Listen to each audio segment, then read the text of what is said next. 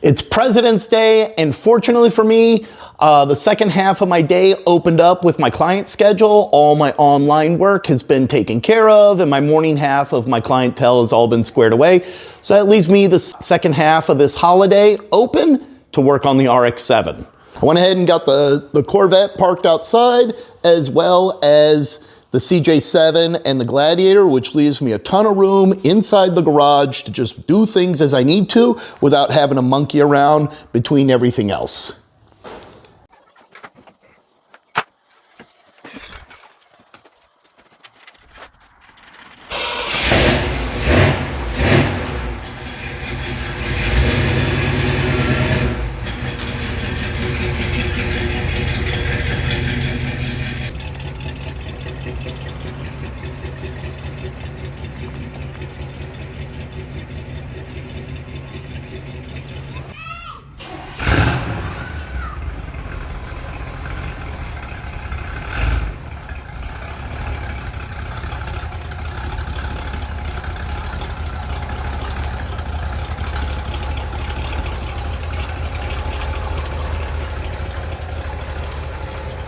Vet mileage is low, and the trip odometer was a palindrome today.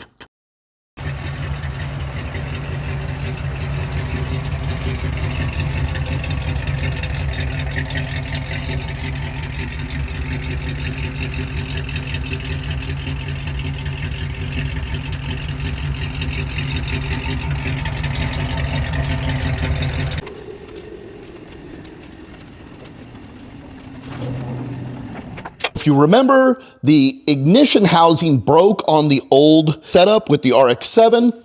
Went ahead and pulled that, and trying to source a new one was proving difficult. So I was like, well, let me see what's wrong with this one before I find something to replace it with, thinking I might be able to fix it myself. I had a couple of ideas, but I didn't want it to break while it was inside the car, causing more problems down the road. So I wanted a more permanent fix for this. After a lot of unsuccessful attempts, I actually was able to find one for a B2000. When I'd been looking all over the internet at all different types of housings that Mazda was using, I was like, you know what? I wonder if it's like Lee Iacocca, where he just streamlined everything and was putting the same parts in all different kinds of cars. And I was right. The B2000 pickup truck uses the same exact ignition housing as the RX-7. I literally went down to my local auto parts store, told them what I was getting ready to do with the RX-7 and trying the B2000 ignition housing, and sure enough, it's an exact match. Straight out of the box from my local auto parts store, it is a carbon copy of the exact same housing. This piece right here, that's what broke. That little stem that sticks out, it goes into the ignition switch, and it allows it to turn from accessory to lock to on to run and all those other things. That's what broke. As you can see, the two of these are identical. Now, this one's all stripped and stuff like that since I dissected it. There's the rest of it. Identical match. Perfect match. This in loosely and it fit exactly as it should. This switch has those breakaway bolts, so once you get this tightened, they snap off and it leaves you a nice smooth round head. Let me tell you, when you're taking a switch out, that is no fun. I had to get my Dremel out, which has the flex tube on it, which let me get into a tight area after dropping the steering column down. What I had to do was basically make like a flathead screwdriver slot with my Dremel. I had a really tiny ratchet with a bit that looks like a flathead, and I basically, a quarter turn at a time, clickety click, until I got both of these bolts out, and then I'm gonna fix it to where I don't have to run into that, or let's say this car lasts another 40 years, the next guy doesn't run into that problem too. What I did was I picked up these for $268 each, which is kind of expensive, but you know what? I wanted to make sure it was something that didn't happen again. These are like an Allen head type bolt, and I went ahead and made sure that the thread length was exactly the same length as the bolt that I was replacing with, so that it didn't run into any problems with length being too short or too long. The threads are the exact same length, and it went ahead and worked out pretty good for me. And I'll go ahead and I'll show you what bolt this is so that you can make sure to get the right one if you're gonna do the same thing. The steering column is disconnected right now, so it's a little loose, which gives me room to play with. It looks kind of like a mess, but it's not really that bad.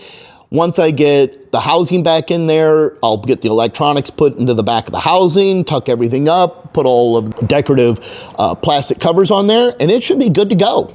So I spoke too soon.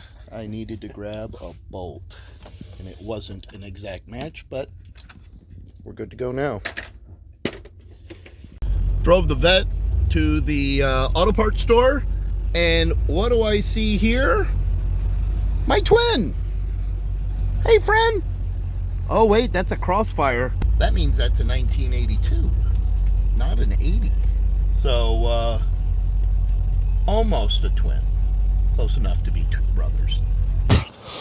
So I've got the ignition housing hooked up to the ignition switch, which is all wired back in like it's supposed to be. And I'm going to go ahead and give it a test and see how we do.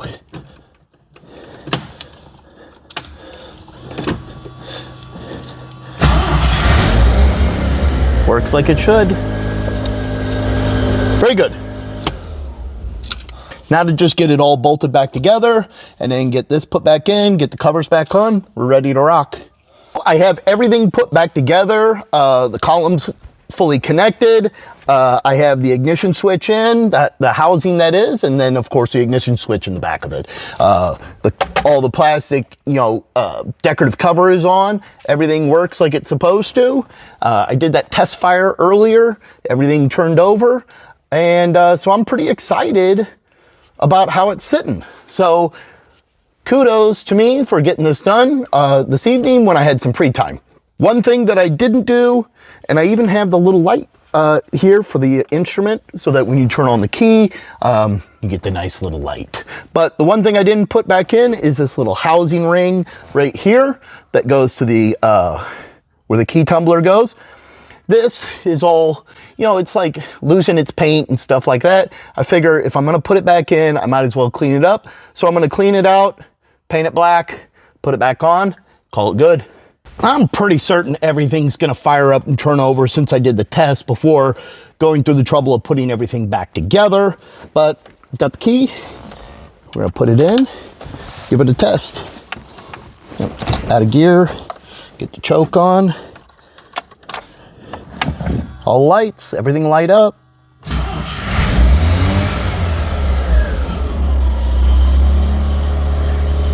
Boom. Look at that, nice and sturdy. Go ahead and see if the lock works. And the lock works. So I'm pretty happy with that. I like it straight. Success. If you're wondering if I transferred over the tumbler from the original housing into the new housing, I really wanted to do that because I wanted to keep the same key on the doors as well as on the lift gate, but I was not able to do that. So I went up to the lock doctor, our local locksmith, and they were unable to do it. And they said the reason why was because if he was to pull that out, with the way that Mazda has their housing set up, they do a crimp style. If they would have used it to transfer over, with the way it's crimped, he would not be able to duplicate it exactly as it should because it's like a machine crimp. And if he had done it, he said there'd be a day where I go to pull the key out and the whole tumbler set out.